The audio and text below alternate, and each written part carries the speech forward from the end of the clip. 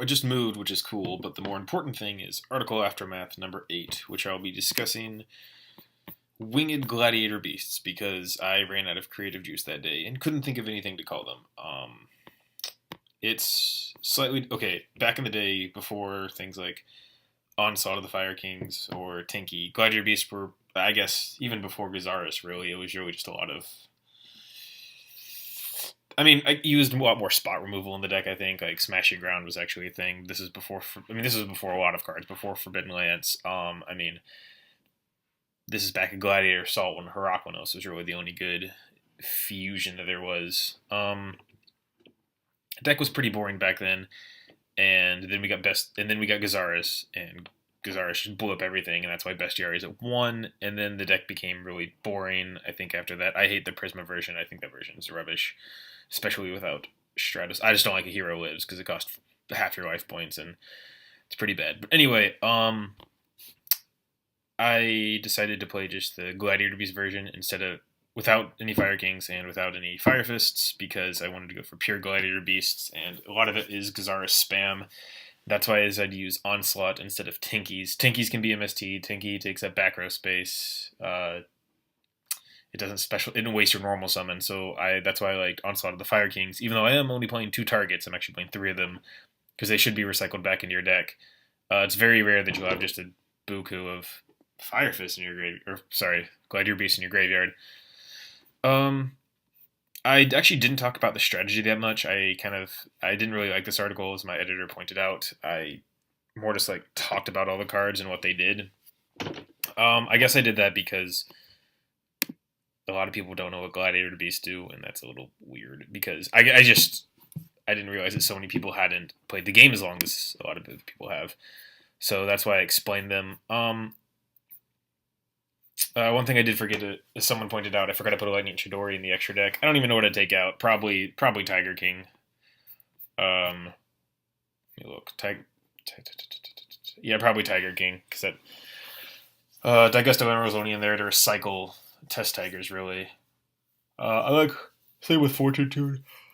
I like Fortitude a little bit better than Equipped Engineer because I really only made it when I had nothing better to make. I mean, normally I'd go into an Esadari, honestly, instead of Esadari is normally better than Fortune Tune or anything else, but I just like the card because it does recycle. It may recycle other level 3s in your graveyard, as opposed to because if you have like a Ready Art and Mermill on the field, you don't care if both of those go back to your deck and you need to recycle. Because if you have two level 4s on the field and you want to recycle monsters in your graveyard, you go into Digusto Emerald, or if you want to recycle or 3s/4s. Sorry, if you have 4s on the field, you go into Digusto Emerald. But if you only have rank 3s on the field, then you can go into Fortune Tune, because that's the best way to get back Test Tigers to your deck. Because Test Tiger's a really good card. I wish if Test Tiger was a Beast Warrior, I'd play like 50 Tinkies in this deck.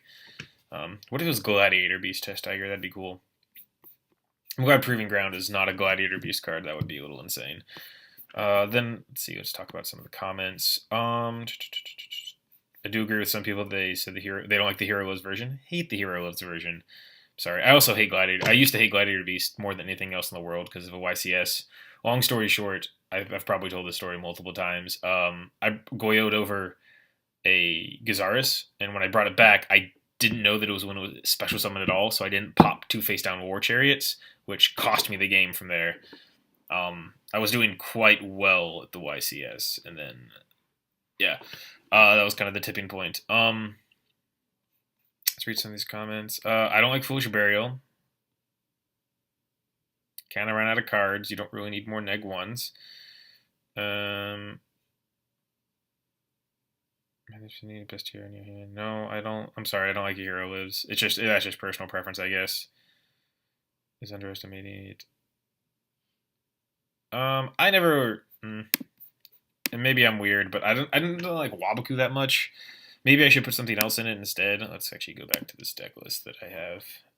There's not. I mean, I guess I could take out Smashing Grounds or Upstarts or stuff like that, but Wabaku was it kind of underperformed for me. That would definitely be something I'd look into as more. I was just trying to draw cards. That's why I look up Upstart Goblin, because I like to draw cards as fast as possible. Hedgeguard, I didn't. Hedgeguard kind of seemed like a worse version of Wabaku. So there's that. I was a little bothered by someone saying that this is the standard version that I've been seeing since Onslaught. The Fire Kings were released. That's not true because Onslaught utilized Fire Fists, and so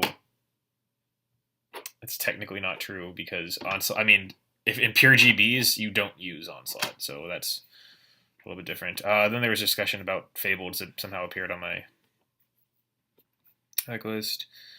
That's really all I have to say. There's not too much about it. GBs are actually pretty standard, and I mean, aside from the combos that, like summoning Gazaris, pulling up 2 cards, attacking, destroying a card, Icarus attacking, destroy 2 cards, call the Haunting it back to destroy 2 more cards, attack over something again, destroy another card, and then bring back to your deck and summon, let's say, I don't know, whatever you want to summon to destroy, and then like if you summon 2 wins with the quest, got back 2 GBs from your graveyard, and then overlaid into a Jidori to blow up a set card, and then detach it. Like, in an idealistic world, you could literally destroy, I mean, they only have 10 cards on their field, but, like, wow. I don't know. Like, I can't even think of how they'd get more than, like, for some reason they have more than 10 cards on their field. You can just keep going and going and going and going, and it's really cool. So, that's all there really is to say about Winged GBs. It's pretty standard, so thanks for watching Article Aftermath number 8.